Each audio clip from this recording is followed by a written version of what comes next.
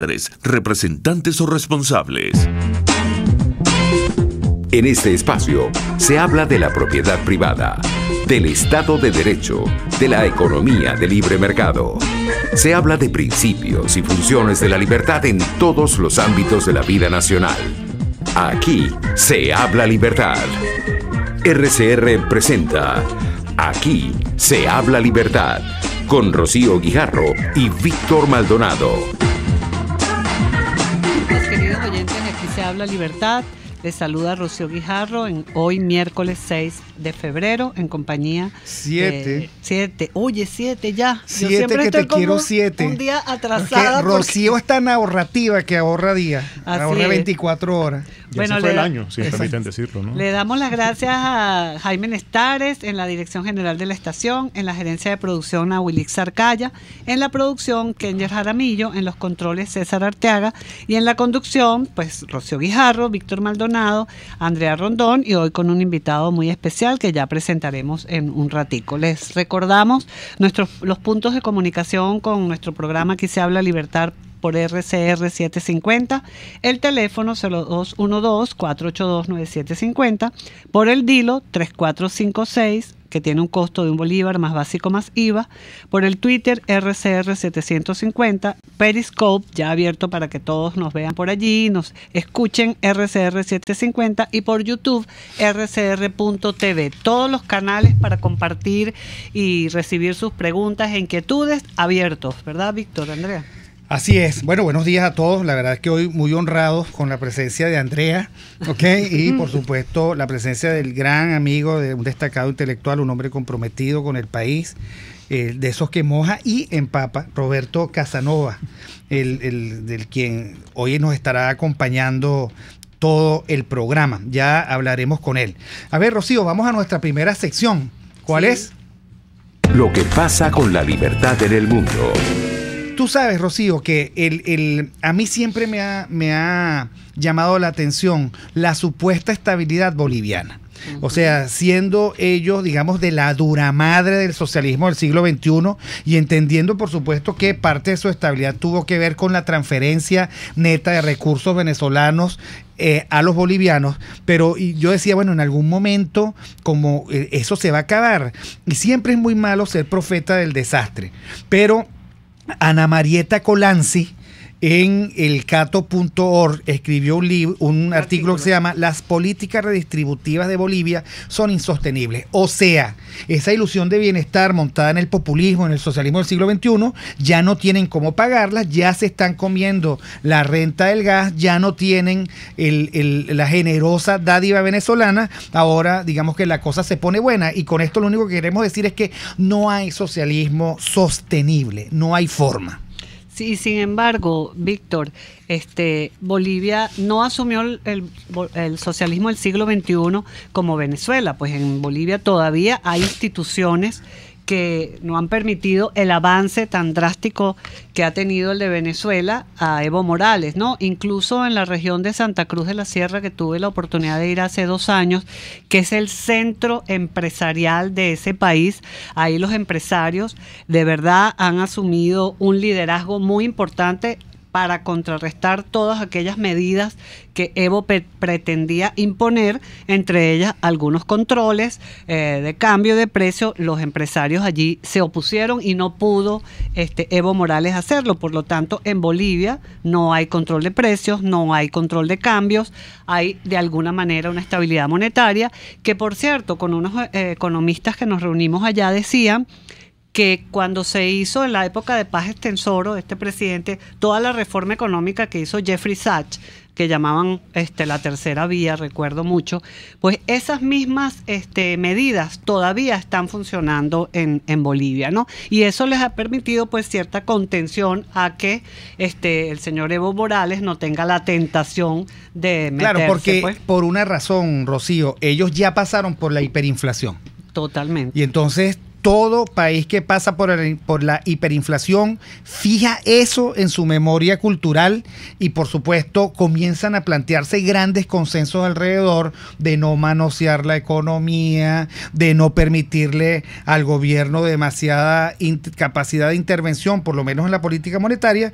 Pero esta señorita Ana Marieta Colanzi dice, mosca, que con el impulso del socialismo del siglo XXI, ellos cometieron, los bolivianos, dos errores. Nacionalizaron la industria del gas.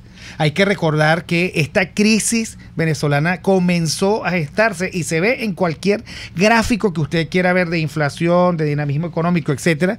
Exactamente el punto de partida de nuestra desgracia, que ahora estamos pagando con tantos costos, fue la nacionalización del petróleo. Entonces, claro, nacionalizaron los recursos naturales, lograron mayores ingresos fiscales, pero con una política macroeconómica prudente. Pero se fortaleció la visión de un Estado que planifica, de un Estado que incrementó la inversión pública y que se convirtió en empresario. Ese camino termina mal. Bueno, de hecho, este artículo, lo más rescatable es que, aunque no se asumiera a cabalidad ese discurso de Evo, las políticas de redistribución con el tiempo, y lo están viviendo desde el 2014, definitivamente tiene sus efectos nocivos.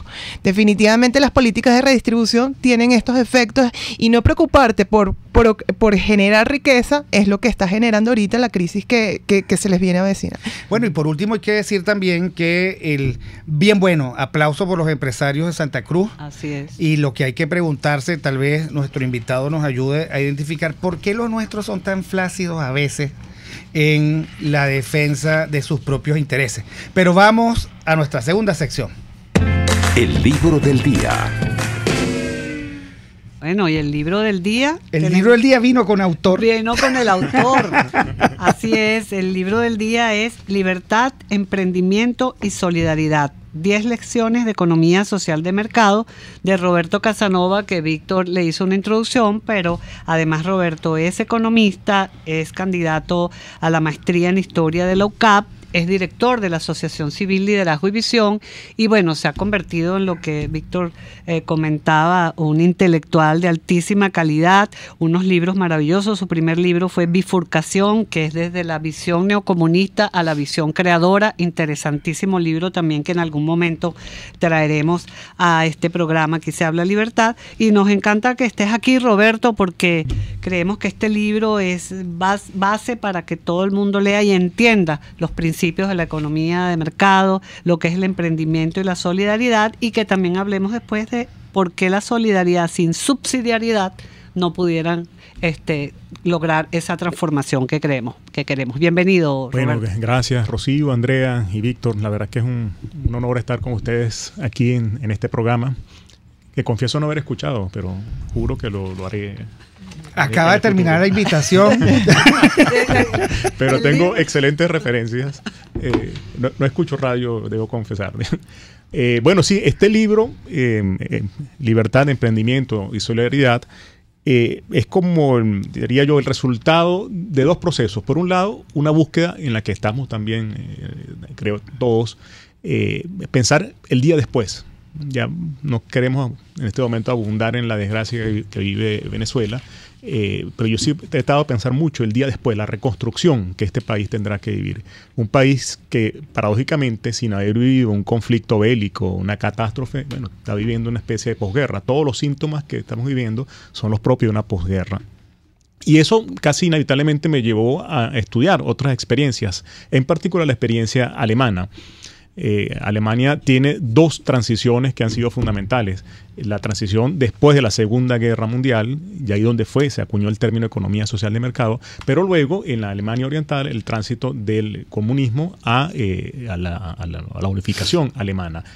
Son dos experiencias, entonces, una viniendo del nazismo, otra viniendo del comunismo, es decir, dos experiencias de reconstrucción a partir de regímenes totalitarios.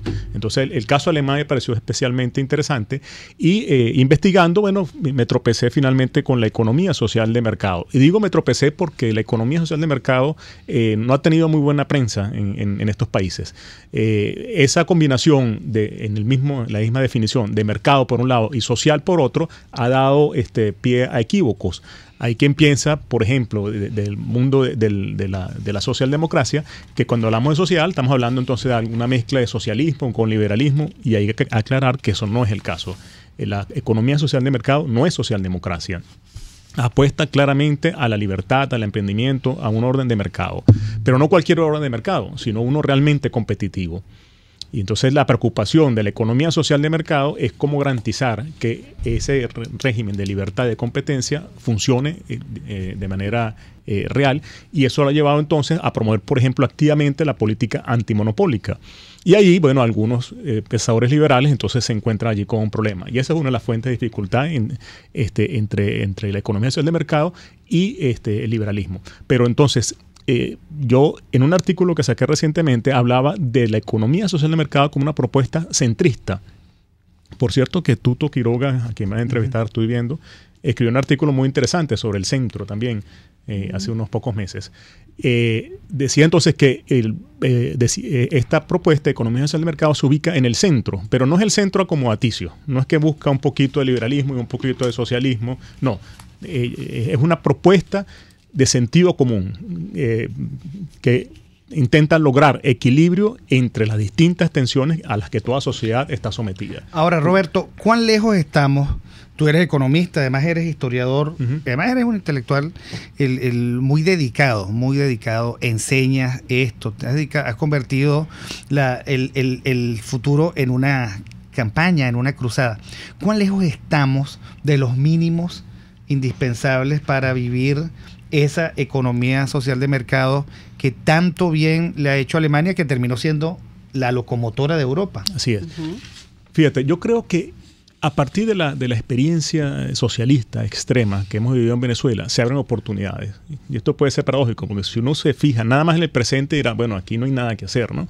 Estamos en las antípodas, estamos exactamente en el mundo contrario, antagónico a lo que estamos promoviendo. Pero es que justamente por haber llegado a estos extremos es que yo creo que en Venezuela se está sembrando oportunidades. Yo creo que más gente, por ejemplo, entiende que los controles de precios, que los controles de divisa lo que hacen es distorsionar la economía, ahuyentan la inversión e inevitablemente nos conducen a la escasez. La gente entiende que concentrar tanto poder en el Estado los termina convirtiendo en súbditos, gente que termina doblegándose ante el poder del Estado. La gente entiende hoy en día que la competencia, por ejemplo, es favorable. Uno no quiere, digamos, mucha gente no quiere dádivas del gobierno, lo que quiere tener un ingreso estable, un empleo digno y tener la oportunidad de comprar el bien y los productos que quiera, a los precios que quiera, es decir, que haya competencia. Entonces hay un conjunto de hechos y de fenómenos que estamos viviendo que se convierten en oportunidades. Tú hablaste hace unos minutos de la hiperinflación boliviana. Yo creo que efectivamente en el caso boliviano, al igual que en el caso alemán, haber vivido la hiperinflación sembró allí el miedo y la posibilidad de instaurar reglas que impidan que de verdad el Banco Central no financie a los gobiernos. Es una obsesión en el caso alemán, una obsesión hasta el día de hoy, que ha tratado de llevar incluso al nivel europeo. Pero es que también los países que han vivido hiperinflación, como Bolivia, también ya entienden que no pueden jugarse con la moneda. Entonces también la responsabilidad macroeconómica también es algo que se deriva de la tragedia que estamos viviendo en Venezuela. Entonces creo que hay muchas oportunidades para que logramos acercarnos a un orden como el que propone la economía social de mercado. Oye, qué interesante. Yo creo que hay que seguir conversando con esto. Quédate con nosotros. Roberto Casanova, autor de Libertad, Emprendimiento y Solidaridad, 10 lecciones de economía social de mercado, libro que se puede consultar en la biblioteca de Se Dice Libertad. Y vamos al corte. Usted escucha Aquí se habla libertad, con Rocío Guijarro y Víctor Maldonado. Síganos en Twitter, @RCR750, porque lo bueno une. Son las 11:18. Es la hora de aprovechar el tiempo para realizar tus operaciones con la banca electrónica Banesco. Fácil no, muy fácil. Banesco contigo. Sintonícenos a través de Periscope, @RCR750, la radio que se ve. Baruta, minuto a minuto, con el concejal Héctor Urgelles. Vecino, hagamos de Baruta el mejor municipio. Clasifica la basura separándola en bolsas plásticas de acuerdo al tipo de material. Sácala en los horarios establecidos y lleva los materiales reciclables a los sitios destinados a tal fin. Trabajemos juntos al servicio de Baruta. En Coco Factory, además de su excelente cocada, también puedes deleitarte con el rico Coco Oreo o el sabroso Coco Brownie. Al pedir cualquiera de las 3 cocadas, pide tu ticket premio y seguirás disfrutando del coco, que es nutritivo y saludable. Coco Factory en la avenida principal de Santa Mónica, Teresa de la Parra, edificio Codazzi, frente a la antigua estación de combustible, y en La Rosaleda, San Antonio de los Altos. Coco Factory, y recuerda, sin cocos no hay paraíso. Conéctese a la emoción del hippismo nacional e internacional en Trasnocho Hípico, con la llave ganadora, Jesús Oropesa y Héctor Alonso. Estadísticas, entrevistas, pronósticos. Trasnocho Hípico, todos los miércoles, jueves y viernes a las 11 de la noche. Solo por RCR Deportes, 750 AM. Ideas para alcanzar un país con libertad económica, democracia política y seguridad jurídica. Aquí se habla libertad. Con Rocío Guijarro y Víctor Maldonado. Solo por RCR.tv, la radio que se ve.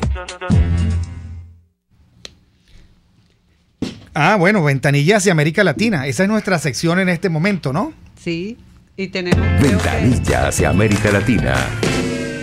Es que la ventanilla esa llega tarde y como tú la confundiste, que si es 6, que es 7 la ventanilla, no sabía si entrar o no entrar. A ver. Ok, estamos ya en contacto con el expresidente Jorge Tuto Quiroga de Bolivia. Estamos encantados de tenerlo en nuestro programa Aquí se habla libertad, porque queremos comprender la situación de Bolivia, que Tuto nos amplíe qué está pasando en Bolivia, en esta ventanilla hacia América Latina, y cuáles son de repente las diferencias o lo de igual que tiene el socialismo del siglo XXI desde Evo Morales a Venezuela en este momento con Maduro. Te saludamos desde Venezuela, Tuto. Gracias además por todo el apoyo que sabemos le brindas a este país, por estar tan pendiente y por estar recorriendo pues la región en pro de que Venezuela salga de esta crisis y recupere su libertad. Bienvenido, Aquí se habla libertad. Gracias, Rocío, y un saludo a todos los panelistas y la gente que te acompaña en el programa de RCR 750. Un gusto saludar a todos los amigos, amigas de Venezuela, acá desde La Paz, Bolivia. A ver, no cabe duda que en lo político, Bolivia tiene un gobierno, el de Evo Morales, abyectamente servil y alineado con la narcotiranía, la dictadura que gobierna Venezuela de hace mucho tiempo. Está claro que ahora es uno de los últimos gobiernos que sigue defendiendo lo indefendible que se ve allá. Hasta Nicaragua tiene más recato y cuidado cuando le toca expresarse en defensa de lo de Venezuela. En Ecuador claramente ha habido un viraje y un cambio. Eso en cuanto a la dimensión política de ese proyecto. En cuanto a la dimensión económica, es indudable que haya diferencias. Lo de Bolivia empezó muchos años después de lo de Venezuela. Aquí en Bolivia, Evo Morales recibió un país con una herencia formidable, gasoductos a la Argentina y Brasil, contratos con esos países, con un sistema de impuestos altos para esos países, con una distribución extremadamente descentralizada de estos recursos. Entonces no tenía la facilidad del actual gobierno de apropiarse, de centralizar o de disponer de los recursos provenientes de la bonanza que fue petrolera en Venezuela, fue gasífera en Bolivia. Y ha habido, reitero, varios años más de demora en cuanto a la aplicación de ese proyecto, y evidentemente dependemos de vecinos que han sido mucho más sensatos en el manejo de sus recursos públicos. Una otra diferencia es que Bolivia no tenía la envergadura y el tamaño para despilfarrar los recursos bolivianos en otros países. Dentro de Bolivia sí, despilfarro y corrupción galopante de los recursos del gobierno central, pero no, por ejemplo, como Venezuela, no mandaban recursos a financiar campañas en Centroamérica, a refinanciar préstamos de Argentina, a apoyar a Uzbekistán, a apoyar proyectos en Ucrania, como sucedió en Venezuela. Esas son algunas de las diferencias generales, y después hay varias otras más, pero en este momento créame que estamos viendo que en Bolivia están emulando las prácticas persecutorias de amordazar la prensa que se ven en Venezuela, no con la gravedad que se las ve allá, Pero por eso es importantísima la lucha de Venezuela, porque si la comunidad internacional permite que se consolide una segunda Cuba en Nicaragua, totalitaria en lo político, expropiadora, confiscadora en lo económico, dejando a la gran petropotencia venezolana sumida en hiperinflación con una contracción económica gigantesca, con escasez galopante, sobra tiranía y falta medicina y comida. Si eso se consolida allá, pues es probable que esa receta en menor medida la busquen replicar acá. Ya está clara la intención del gobierno de desconocer la Constitución, de desconocer el voto de un referéndum para intentar prorrogarse en el poder para siempre, como es el modelo venezolano. Tuto, te habla Andrea Rondón.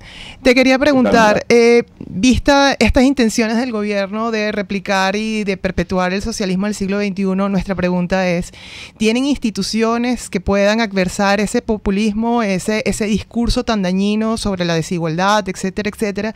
Por un lado, instituciones, check and balance, y por el otro lado, el ciudadano, el boliviano de a pie, ¿está preparado para incluso enfrentar esto, viendo, por ejemplo, la tragedia que está viviendo Venezuela? A ver, primero hay que entender la descripción. Sé que se denomina Socialismo 21. Seguí de cerca la evolución de ese proyecto. He viajado por toda la región advirtiendo de los peligros de lo que era inicialmente el movimiento bolivariano gestado allá en Venezuela, cuando la ambición de ese régimen era expandirse a través de los Andes y los 5 países andinos liberados por espada venezolana. Después, cuando el petróleo va subiendo y escala de 20 a 30, 60, 70, 100 y encima de los $100 el barril, el proyecto de allá muta a Socialismo 21. ¿Por qué? Porque Bolívar, por grande que sea para mi país, llevamos su nombre, o para Perú, o para Ecuador, o para Colombia, en Salvador, en Honduras, en Paraguay, en Argentina no significaba lo mismo. La nomenclatura es Socialismo 21 y este proyecto despega el 2003, cuando empieza a subir el petróleo producto de la insaciable voracidad china por materias primas sudamericanas y se consolidan los regímenes de la familia Kirchner en Argentina y del PT en Brasil, que se vuelven los grandes aliados de la expansión de este proyecto Socialismo 21. Hoy está claro que ese proyecto no fue más que una caterva, que una pandilla de socios listos, corruptos, de corte delincuencial, que no destrozaron la economía de Brasil y la Argentina porque allá había prensa libre, instituciones que pudieron hacer una defensa, al grado que alcanzó esta destrucción en Venezuela, no cabe duda. En Bolivia, si me preguntas, las instituciones están copadas por el régimen, la justicia, el Tribunal Constitucional, órgano electoral, están copados por el gobierno. Sí hay más resistencia desde el punto de vista de lo que se puede hacer en oposición. Todavía a mí aquí me entrevistan en algunos canales, editado, recortado, pero puedo hacer programas de radio, programas de televisión, a pesar de que hay algunos medios prominentes que paradójicamente son propiedad de capitales venezolanos, testaferros del régimen de allá, que han venido acá a adquirir medios de comunicación. Entonces, no es el nivel de cooptación y control mediático, comunicacional e institucional de Venezuela, pero para allí marchan. Y lo más revelador ha sido lo que hemos visto los últimos meses. Aquí se aprobó una nueva constitución como en Venezuela. La constitución consignaba 2 mandatos, una sola reelección. Evo Morales aquí aplicó el truco peruano de la interpretación auténtica, consignando que el primer mandato que él tuvo era república, entre comillas, y que el Estado plurinacional se había refundado, como si cambiar la nomenclatura denominativa de un Estado permite empezar el reloj de nuevo. Hizo esa trampa, condonada por la insulsa OEA, cuando estaba ese nefasto secretario general a cargo de la OEA y cuando el chavismo dominaba la OEA, seamos claros. Bueno, eso pasó, tuvo esos 2 mandatos. Intentó cambiar la Constitución. Hizo un referéndum el 21 de febrero del año 2016, buscando un mandato adicional contra viento y marea, contra las instituciones controladas por el gobierno. Lo derrotamos, Bolivia dijo no, y acá que en las últimas semanas, a fines del año pasado, los magistrados de lo que aquí se denomina el Tribunal Constitucional, sería lo que en Venezuela llaman ustedes la Sala Constitucional o el bufete de Maduro. Bueno, pues acá este tribunal determinó, imagínense el cinismo, que el artículo 23 de la Convención de Derechos Humanos de la OEA, que dice que todos tenemos el derecho a elegir y ser elegidos, ahora es un derecho humano que permite a Evo Morales ser tirano. Imagínense la enorme contradicción. Un gobierno que nos persigue y viola todas las cláusulas de las convenciones de derechos humanos contra los opositores. Tenemos no tantos asilados y exiliados como Venezuela, pero tenemos centenares, tenemos mucha gente perseguida, incluyendo a quien habla, y han violado todos los parámetros y cláusulas de las convenciones internacionales, y ahora sacan esta aberrante interpretación de que el artículo 23 de la OEA, diseñado para que un gobierno autoritario no proscriba candidaturas de opositores incómodos, diseñado para que Maduro no pueda decir está inhabilitado Capriles, está inhabilitado Ledesma, está inhabilitado Leopoldo López, Molansky, toda la gente que ustedes conocen.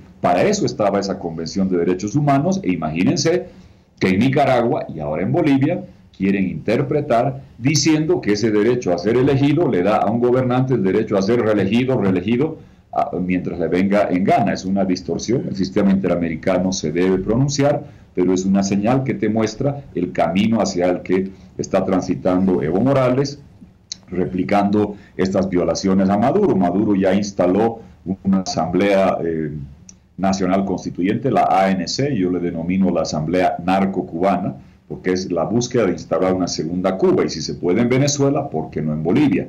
Ya están violando la Constitución en cuanto a límites de mandatos. Es muy fácil mañana decir, pues hay un acuerdo internacional de la ALBA que dice que todos los países podemos hacer estas asambleas como lo ha hecho Maduro, con una gran parte, una tercera parte designada a dedo, y las otras 2/3 partes por votación territorial, con esa fraudulenta forma que inventó Maduro de hacer una asamblea constituyente que no respete el voto popular. Si se puede en Venezuela, ¿por qué no en Bolivia? Se está transitando ese camino, y por eso es importantísimo para la región detener la instauración de una dictadura pura, dura, atroz, feroz, criminal, como la que está en curso en Venezuela, porque soy consciente que mi país es más pequeño. Y si en el parque de la democracia interamericana decimos que no se permite animales feroces, y si entra un dinosaurio gigantesco abusivo venezolano, va a ser muy difícil que la comunidad internacional detenga o se pronuncie sobre un lobito boliviano más pequeño. Hay que ser consecuente en la defensa de la Carta Democrática, sobre todo en el caso de Venezuela, porque si en Venezuela se puede instaurar una segunda Cuba en pleno año 2018, no tenga la menor duda que van a intentar hacerlo también en Bolivia el año 2019, instalando una tercera. Muchísimas gracias al presidente Tuto Quiroga, a quien le agradecemos además la inmensa disponibilidad y solidaridad que tiene con las mejores causas de los venezolanos. Seguiremos en contacto con usted. Muchísimas gracias en nombre de todos, y vamos al corte. Gracias, Tuto. Aquí se debaten temas de interés nacional e internacional. Aquí se habla libertad, con Rocío Guijarro y Víctor Maldonado. Solo por RCR.tv, la radio que se ve. Puedes seguirnos en nuestras redes sociales. En Twitter, @RCR750, la radio que se ve. Informe RCR presenta titulares. Luis Almagro, secretario general de la Organización de Estados Americanos, se reunió este miércoles con el senador estadounidense Marco Rubio para exponer las denuncias en contra del gobierno del presidente Maduro. El ingeniero electricista Winston Cabas, el presidente de la Asociación Venezolana de Energía Eléctrica, Mecánica y Afines, afirmó que el apagón registrado ayer martes en gran parte de Caracas refleja la falta absoluta de mantenimiento de este sector. Es de una irresponsabilidad tamaña muy grande que se sigue insistiendo en el saboteo. Todo para este gobierno es culpa de otra persona, de otra institución. Falta que acusen a Donald Trump de la crisis en nuestro sistema eléctrico. En el Colegio de Ingenieros le hemos indicado desde hace muchísimos tiempos, muchísimos años, que Caracas no está blindada, que hay una ausencia de mantenimiento absoluta en nuestro sistema eléctrico, y que ya las fallas y apagones están afectando directamente a los servicios conexos con el sistema eléctrico. La falla que ocurrió ayer evidencia que las protecciones principales y secundarias no funcionaron. Se presentó aquí en la subestación Convento, que es la que alimenta el este en el servicio del metro de Caracas. Allí se origina esa fuerte servicio eléctrico en el metro de Caracas, originándose la suspensión del servicio. Trabajadores, sindicatos y dirigentes de la salud protestan este miércoles para exigir mejoras salariales y soluciones en el gremio debido a la falta de insumos. Un muerto y 36 heridos dejó accidente de camión de la Policía Nacional. Más allá de nuestras fronteras, Ecuador pedirá corresponsabilidad a Colombia en la lucha contra el narcotráfico. Y en los deportes, Barquisimeto fue confirmada como sede de la Serie del Caribe para 2019. En el fútbol español, el director técnico del Real Madrid, Zinedine Zidane, no cuenta con Isco para la próxima temporada y pedirá al club merengue que lo venda. 11:34.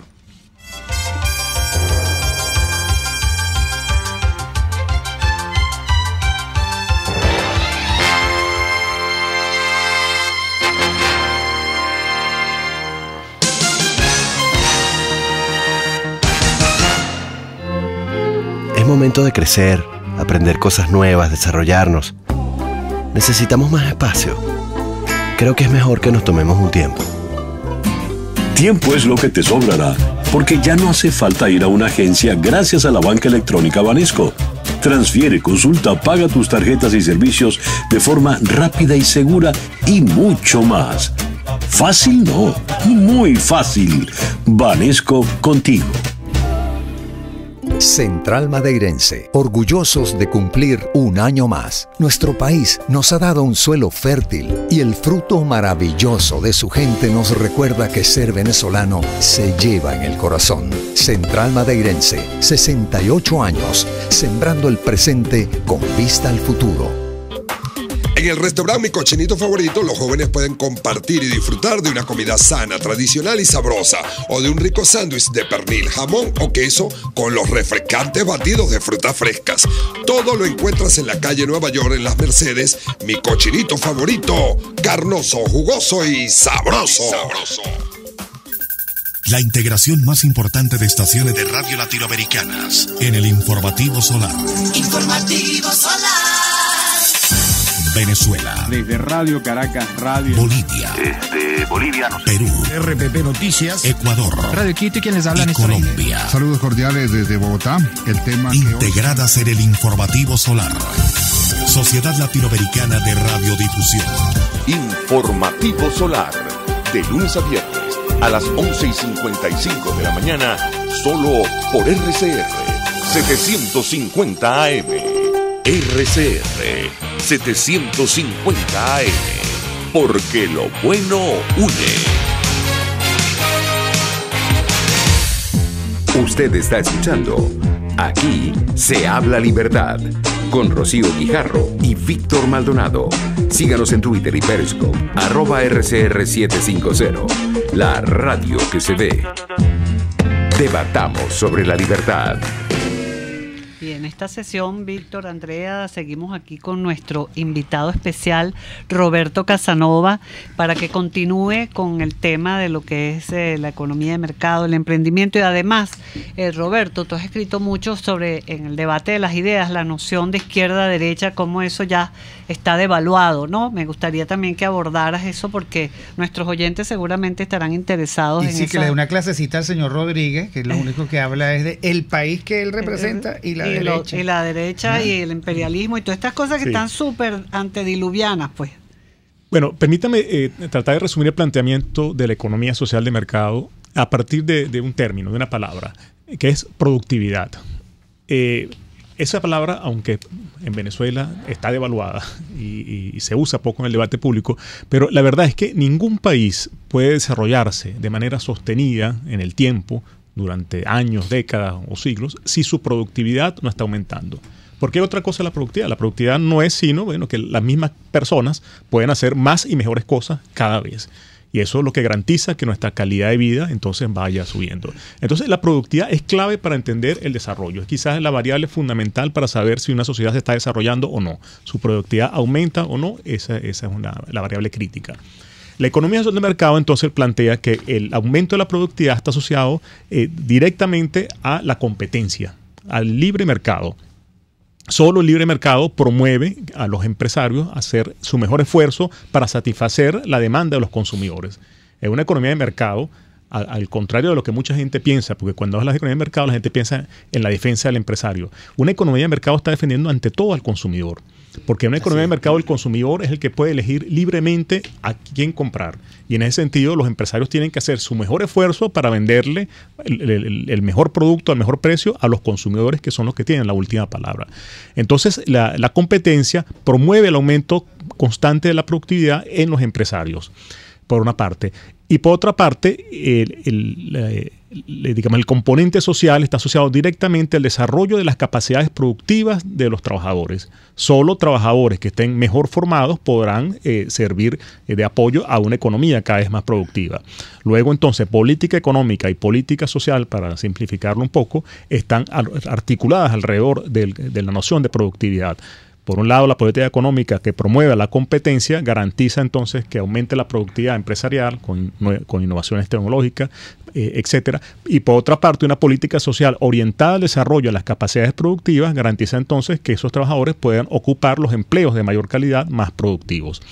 Esto, por cierto, Rocío, que tú comentabas algo hace un rato sobre el concepto de subsidiariedad, que es propio de la economía social de mercado.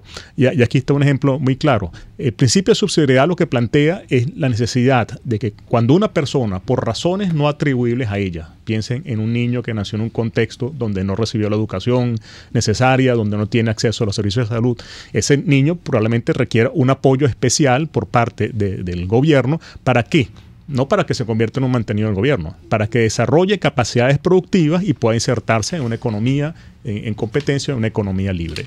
Entonces, la noción de productividad permite entender que el planteamiento de lo social y de lo económico no son incompatibles, están perfectamente articulados. Solo una economía que invierta en la educación, desarrolla las capacidades productivas de las personas, hará que éstas puedan ocupar los empleos de mayor calidad que empresas en competencia se ven obligadas a generar. Ahora, Roberto, todo eso además está perfectamente comprobado en la experiencia alemana. Un país devastado, destruido, además ideologizado, que odió hasta exterminar a judíos, polacos y gitanos. O sea, que no son mejores que nosotros, la verdad. Esta economía social de mercado en Venezuela significaría un cambio de punto de vista, de reflexión y de discurso de la política, porque nuestra política es, en ese sentido, el caudillesca, providencialista, mesiánica. El dirigente político se llena la boca de ofertas, interviene el mercado y, por supuesto, aplasta al consumidor, porque yo quisiera saber en qué socialismo el consumidor es el soberano, cuando el consumidor no consigue ni qué comprar, ni cómo comprar. Entonces, ¿cuál es ese cambio de discurso que tú crees que hay que proponer en Venezuela para que empiece a permear esta lógica de la economía social de mercado? Sí, bueno, hay dos preguntas, porque Rocío me dejó también otra pregunta relativa a la izquierda, a la derecha, y luego tú esta. Permítame responderle primero a la dama y después te respondo a ti. Fíjense, yo creo que las nociones de izquierda y derecha han perdido sentido, efectivamente, pero en cierto grado, porque igual uno puede hoy en día decir cuándo un discurso puede ubicarse a la izquierda y cuándo a la derecha. El discurso de izquierda normalmente hace énfasis en la desigualdad, en la pobreza, propone que, o sugiere, o afirma que ambos problemas, la pobreza y la desigualdad, son causa del mercado y por tanto se requiere la intervención del Estado. Se trata también o enfatiza las políticas redistributivas para darle a uno quitándole a otros. Entonces, ese discurso, digamos, con variaciones, es el discurso de la izquierda. Y el discurso de la llamada derecha, enfatiza la libertad, le da menos importancia a la desigualdad, afirma que la desigualdad, la única desigualdad que debe ser corregida es la desigualdad ante la ley, que la otra desigualdad es inevitable. Destaca también que el Estado es la fuente de numerosos problemas, no la soluciona a ellos. Entonces, ese es el discurso que normalmente se llama de derecha. Y uno diría, está bien, alguien se puede ubicar en un extremo u otro, pero yo, más allá de eso, trato de enfatizar lo que es el centro en la discusión doctrinaria. Y más bien pongo a la izquierda y a la derecha como desviaciones del centro. Y si esto no es un juego de palabras, fíjense, pues normalmente se piensa que el centro es el intento de buscar lo mejor de un lado, de la izquierda a la derecha, y ubicarte en una zona intermedia que muchas veces puede ser incoherente. No, yo no hablo de eso. Yo hablo del centro basado en la sensatez, en la experiencia histórica, en la sensatez y en ciertos principios irrenunciables. Entonces, si uno se defiende, por ejemplo, la dignidad de las personas, la libertad, si uno se fija en la experiencia histórica, bueno, uno se ubica en una posición que termina siendo muy sensata. Y más bien, yo creo que lo que ocurre es que las posiciones de izquierda se alejan de allí y también las llamadas posiciones de derecha también se alejan. La de izquierda se aleja porque ponen el énfasis en la desigualdad y piensan que toda desigualdad debe ser atacada. Y resulta que es verdad que hay desigualdades que son inevitables. Si alguien se forma mejor, si alguien tiene una innovación más interesante y los consumidores finalmente la favorecen, seguramente esa persona progresará y terminará siendo más rica. Entonces, esa desigualdad es inevitable e incluso hasta deseable, porque esa desigualdad es reflejo del dinamismo económico. Pero es verdad también que hay desigualdad que proviene de otras razones. Si algún empresario, por ejemplo, como lo ha habido tanto en Venezuela, logra influir en políticas económicas para, por ejemplo, que sus productos sean protegidos de la competencia internacional, bueno, ahí está logrando extraer lo que se llama técnicamente extraer excedente. ¿De quién? De los consumidores, que se ven obligados a comprarle más caro al productor nacional porque es protegido por el gobierno. Entonces, ese empresario termina siendo rico no porque sea más exitoso, más innovador, termina siendo más rico porque influye en el Estado y a su favor. Entonces, esa desigualdad tiene que ser atacada. Entonces, el discurso de la desigualdad hay que desmenuzarlo. No toda desigualdad es inevitable. Hay algunas que son reflejo de la competencia, pero otra desigualdad inevitablemente se refiere a la intervención del Estado y a la influencia de grupos de interés sobre el Estado. Entonces, la izquierda termina, equivocándose en el sentido de que termina negando lo que es la fuente, la solución de los problemas, que es el mercado, lo termina convirtiendo en el único problema. Y no es verdad. En cambio, el discurso de la derecha, por otro lado, ¿qué es lo que hace, a mi juicio? Bueno, se olvida también del tema de la desigualdad. Y por su énfasis exclusivo en el tema de la libertad, termina, por ejemplo, descuidando la concentración económica que termina influyendo normalmente en nuestros países y también en los desarrollados en el proceso político. Entonces tú ves cómo gente que defiende el discurso de la libertad termina apoyando a grupos empresariales que están articulados con el poder político y todo en desmedro de quién, finalmente de los ciudadanos y de los consumidores. Entonces creo que a veces el énfasis excesivo en una cosa u otra termina desvirtuando lo que es un discurso básicamente sensato de centro, que es el que, bueno, los alemanes llamaron economía social de mercado. Entonces, bueno, quería nada más enfatizar ese punto. Tú me preguntabas entonces sobre qué cosas hacer en Venezuela. ¿Y cuál es el nuevo discurso, no? Porque el discurso nuestro es un discurso mesiánico. Sí. El político se planta frente a los ciudadanos y ofrece cosas que sabe que no puede cumplir, que no están en sus manos. Sí. Yo siempre recuerdo el célebre Plan Guanipa, ¿no? Bueno, ofrecía el oro y el moro del Parlamento. Sí. Y eso fue el principio de la gran decepción, porque el Parlamento no podía hacer eso, lo que ellos estaban ofreciendo como campaña parlamentaria. Entonces, ¿cuál es el cambio de discurso? ¿Cuál es la otra predisposición de la política para asumir con responsabilidad otro modelo? Si me permiten ponerlo en una frase que uso, por cierto, en el libro, en el epílogo, yo hablo de oportunidades para todos, privilegios para nadie. Que me parece que eso sintetiza un discurso político alternativo. ¿Cuál es el reto fundamental? Bueno, crear una economía que genere oportunidades para todos. Y eso es una economía de libre mercado. Ahora, esas oportunidades también se refieren a las oportunidades educativas para que las personas adquieran las herramientas y las capacidades productivas y logren insertarse en esa economía. Entonces hablamos de oportunidades económicas, hablamos de oportunidades sociales, de oportunidades políticas también para poder expresarse libremente, ¿no? Entonces, una economía de oportunidades, creo que eso es algo que cualquiera puede entender, ¿no? Y por otra parte, se trata también de negar, de desmontar los sistemas de privilegios que se han creado en Venezuela durante tantos años. En Venezuela hemos acuñado el término enchufados. Esa es la nueva versión de los grupos de interés que siempre han existido en Venezuela. La historia de Venezuela es una historia de enchufados. De mucho cable. De muchos cables. Yo hablo de un estado con muchos tomacorrientes. Yo creo que el reto es crear un Estado con pocos tomacorrientes o con ningún tomacorriente para que nadie se enchufe en él. Entonces el Estado se encarga básicamente de mantener las reglas que garantizan la competencia e invertir en la gente para que pueda convertirse en factores de creación de riqueza. Bueno, vamos al corte y seguimos ya para el cierre con nuestro gran amigo Roberto Casanova, Libertad, Emprendimiento y Solidaridad. Usted escucha Aquí se habla libertad con Rocío Guijarro y Víctor Maldonado. Síganos en Twitter, @RCR750, porque lo bueno une.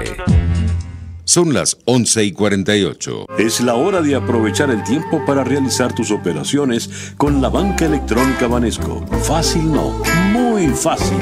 Banesco contigo. Puedes seguir nuestra programación a través de rcr.tv, la radio que se ve. En La Toscana Restaurante consentimos en grande. Ven y deja que nuestro nuevo chef le brinde un nuevo disfrute a tu paladar, con la tradicional gastronomía toscana y los más variados sabores mediterráneos. Bergomi de pollo, manzana y queso de cabra en una deliciosa salsa de estragón y tomates secos. Toda la excelencia y buen servicio. La Toscana Restaurante, para los paladares más exigentes. Avenida Páez, El Paraíso. En Venegroup somos la solución en envíos aéreos y marítimos, destinos, Estados Unidos, Venezuela y Panamá, con la mejor calidad y en tiempo récord, de manera fácil y segura, a través de comprasyenvíos.com. Contáctanos 0251-710-4945 y por nuestras redes. Venegroup, aliados en compras y envíos. La especialidad del restaurante Montana Grill es la carne en todas sus presentaciones y cortes, pero también encontrarás sopas, aves, pescado y más. Todo fresco, preparado al momento y sabroso. Restaurante Montana Grill frente a la Plaza Candelaria, esquina Candilito. Restaurante Montana Grill, la tentación del sabor. En la crisis se encuentran las oportunidades. Aquí en Sin Estrés se las mostramos con invitados especiales que nos regalan sus experiencias por una Venezuela mejor. Cada tarde, de lunes a viernes a las 3, desde el emprendimiento, la educación, la salud y el entretenimiento. Por nuestra calidad de vida se nos hace necesario tomar un respiro del agobio diario, dedicar unos minutos a la salud mental y emocional para vivir sin estrés. Sin Estrés, de lunes a viernes a las 3 de la tarde por RCR 750 AM y RCR.tv, la radio que se ve. Ideas para alcanzar un país con libertad económica, democracia política y seguridad jurídica. Aquí se habla libertad, con Rocío Guijarro y Víctor Maldonado. Solo por RCR.tv, la radio que se ve. Bueno, seguimos con nuestro invitado especial, Libertad, Emprendimiento y Solidaridad, Roberto Casanova. Roberto, tú insistes que el desafío del país es crear instituciones y que las instituciones se ponen a prueba cuando los directivos de esas instituciones son responsables por las decisiones y por lo tanto pueden ir presos por equivocación. ¿Qué haríamos con un Banco Central que ha sido la madre de todos los errores económicos que se han planteado en estos años? Sí, la experiencia alemana, al igual que la boliviana y de países que han sufrido la hiperinflación, permite afirmar ya sin ninguna duda que el crecimiento desmesurado y irresponsable de la masa monetaria es lo que ocasiona las hiperinflaciones. Y en este sentido la experiencia también ha conducido a crear autonomía de Banco Central frente a los requerimientos financieros del gobierno. El Banco Central no puede depender del gobierno. Y eso es lo que también se entendió en Venezuela. No a partir de la experiencia propia, porque no habíamos sufrido hiperinflación, pero en la Constitución del 1999, aprendiendo de la experiencia de otros países, se incluyó un artículo, es el 230. 230, sí. Que ese artículo le impide, le prohíbe directamente al Banco Central en forma explícita convalidar, es decir, financiar los déficits del Estado, del gobierno. En Venezuela eso se ha violado en forma flagrante desde hace ya varios años. Todo eso empezó con la tragedia del millardito. Ustedes recuerran, Chávez un pidiendo millardito, millardito, 700 como mil si el Banco Central, si las reservas internacionales fuesen simplemente ahorros. Hay que entender que lo que está allí como reserva internacional es la contraparte de las monedas que circulan, no es simplemente ahorro. o no es ahorro, eso es una visión equivocada. Pero lo que digo entonces es que en nuestra experiencia propia, la experiencia de otros países nos condujo a eso, a incluir un artículo que prohíbe el financiamiento estatal por parte del Banco Central. Y eso ha sido violado sistemáticamente por los varios directorios del Banco Central. Tú me preguntas qué hacer. Bueno, esas personas tienen que ser juzgadas. Yo no veo otra manera. Yo soy economista, pero creo que si alguien está violando abiertamente, hay una responsabilidad penal. Si estás violando la Constitución, que dice directamente que no puedes hacerlo y lo estás haciendo por presión política. Esas personas están de lo más tranquilas. Algunas de ellas, incluso las conozco personalmente, terminan sus cargos, una vive ahora en Washington, si no tuviesen nada que ver con esto. Esas personas son responsables directas, son ejecutores materiales del crimen hiperinflacionario en Venezuela. Si queremos que las instituciones funcionen, sean respetadas, tú tienes que penalizar, castigar a quien las viola. Bueno, Roberto, de verdad, excelente programa, el sobre economía social de mercado y tu visión libertaria del país. Yo estoy seguro que vas a tener muchísimas oportunidades de aplicarlas. Sí, y quería, antes de que culmináramos, Víctor, recomendar que Roberto Casanova es el coordinador de un diplomado muy interesante sobre economía social de mercado en alianza con la Universidad Católica Andrés Bello. Y para cualquier información sobre esto, el Twitter de Roberto Casanova es Roca23. ¿no? 023.